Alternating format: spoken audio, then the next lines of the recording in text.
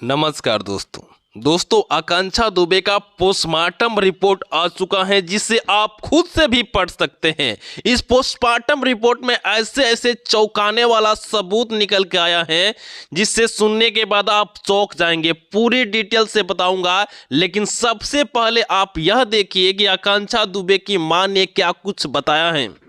आपको लग रहा है आई है वो ऐसी बैठी है, बैठ लगाएगा कोई डेड बॉडी आपने देखा होगा, कोई आपने देखा होगा, कुछ लग रहा था कि ऐसा कुछ हुआ है साथ में? मैंने देखा पूरा नहीं, कहीं नहीं, वैसा ही मेरी रानी का चेहरा वैसा ही खिलता हुआ, वैसा ही गुलाबी गुलाबी ओठ, आँख पे आई मस्करा जो लगाते वैसे ही हमारे रानी का, वैसा ही सोए गला मिला सब वैसा ही हमारी रानी का।